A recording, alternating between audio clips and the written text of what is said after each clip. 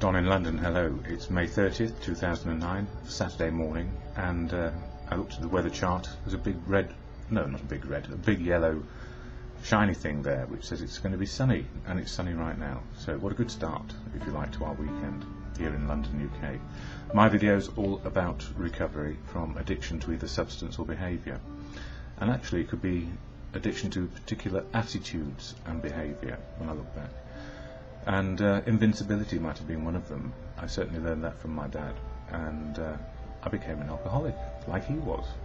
So substance, alcohol, behaviour, trying to be perfect, always thought I knew right from wrong, always made me brittle in my ego and not enough self-confidence, because I was fearing life a lot of the time. Fear of being found out, fear of something going wrong, fear of this, fear of that. And the truth is, if we fear less and find a bit more faith, maybe we're okay. And I don't necessarily put that in a religious connotation, but faith in our ability to see the truth of now. And for me, that is the spiritual connection to living, is to find the truth of now, what we can and cannot do, and find the wisdom to know the difference. And of course, in the ambition and thriving of humanity, there have been many episodes where faith has taken us to places which are very dark, and maybe all we can do on a personal basis is look at our attitude, behaviour and our outlook, what we believe in, what gives us faith to keep on going, and make sure we have a life worth living, knowing that we get good and bad parts to any sort of existence. So I've been reading a book which was recommended and sent to me by a friend, and I haven't finished it, but it talks a lot about the spiritual connection to now and spiritual emergencies. And for me, whenever there is an emergency on a spiritual level, it means I cannot see the truth of now. I cannot see reality, something is going wrong. So what helps me most these days is being connected to family, community, society, understanding where I am, and most of all being in a fellowship which knows that my attitude and behaviour can go backwards rather as well as go forwards, and I need to keep in the moment of now. So that fellowship is Alcoholics Anonymous. I make no apologies for that, and I don't speak for it.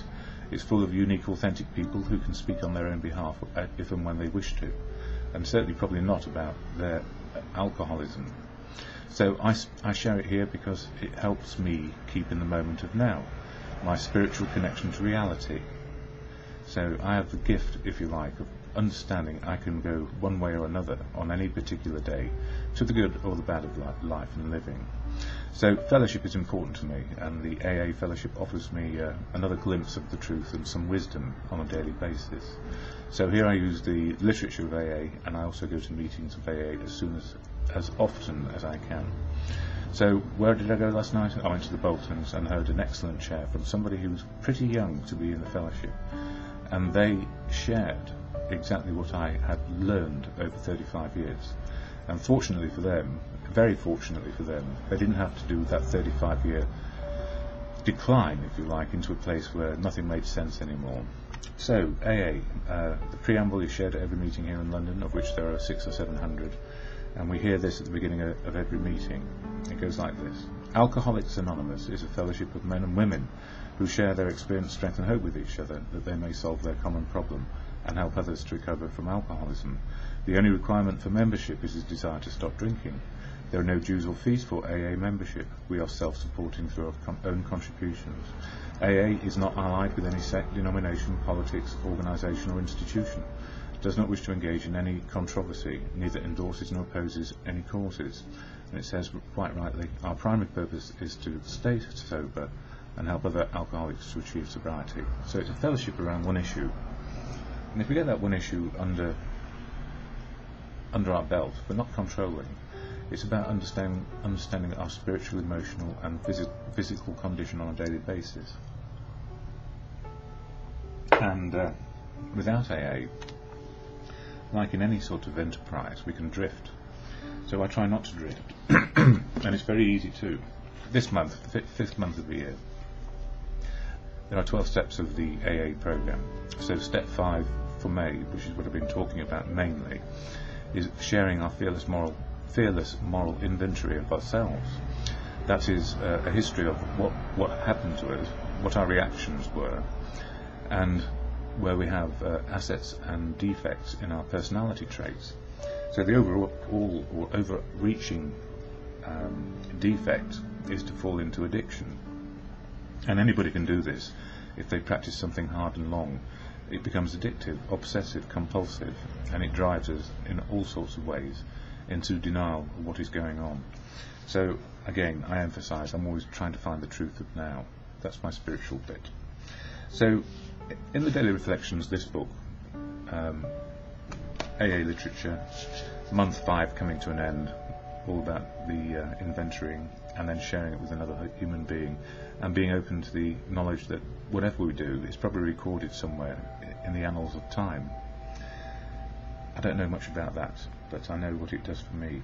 So our primary purpose, May 30th, in this book says, the more AA sticks to its primary purpose, the greater will be its helpful influence everywhere. And that's from AA Comes of Age, page 109. It is with gratitude I reflect on the early days of our fellowship and those wise and loving four-steppers who proclaimed that we should not be diverted from our primary purpose, that of carrying the message to the alcoholic who still suffers. I desire to impart respect to those who labour in the field of alcoholism, being ever mindful AA endorses no causes other than its own. I must remember that AA has no monopoly on miracle making, and I remain humbly grateful to a loving God who made AA possible. And what is said there is, AA is not the only way to be sober. And you know, if it was, there's something wrong, because there needs to be as many ways to be sober as there are people trying to be sober. And the fellowship will suit some people, and the fellowship will be rejected by some people because they just don't want it. And that's good. It means it's healthy, that we have to keep up to the challenge of what is happening on a daily basis for us. And the only thing I know about addiction more than anything is we need to find out that we're in it first before we can do something about it. And if we're in it and we've found ourselves out, then that guilt, shame and horror comes over us. We have a choice to try and do something about it or not. And no amount of bullying, cajoling and persuading from anybody else can help until we admit we are in a place of addiction. And once we're in it, we need to sort out how to do something about it. So AA is my way, but there are many other ways as well, and must never be ruled out or scoffed at. I agree with that. I'm nearly over in terms of time. Anyway, for this book, as Bill sees it, I like him. He was a realist. He didn't say that AA was the only way. He said it was the way which worked for him, and he was one of the co-founders. So, the sense of belonging on page 117. Perhaps one of the greatest rewards of meditation and prayer is the sense of belonging that comes to us. We no longer live in a completely hostile world. We are no longer lost and frightened and purposeless. The moment we catch even a glimpse of God's will, the moment we begin to see the truth, justice and love as the real eternal things in life, we are no longer deeply disturbed by all the seeming evidence to the contrary that surrounds us in purely human affairs. We know that God lovingly watches over us. We know that when we return to Him, all will be well with us, here and hereafter. And for me, with my beliefs, it's very simple for me. I'm not God. I believe probably that God is truth, God is love, God works through people. So, as we move through life, if we have truth, love, and interaction with others, and that we're trying to make the best of what we have, rather than to destroy ourselves through addiction or negative enterprises, we are on a better wicket. So, the fellowship for me does what it says on the tin. It helps me with the ingredients of spiritual, emotional and physical. It won't materially help me, but it maybe prepares me better to live in the world of now.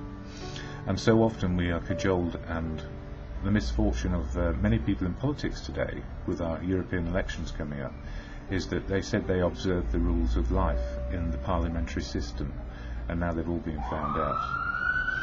Alcoholics find themselves out on a daily basis, and the gift for us, even when there are noises off, we have a serenity prayer which says, God, grant me the serenity to accept the things I cannot change, courage to change the things I can, and the wisdom to know the difference, even with the sirens blaring, just for today.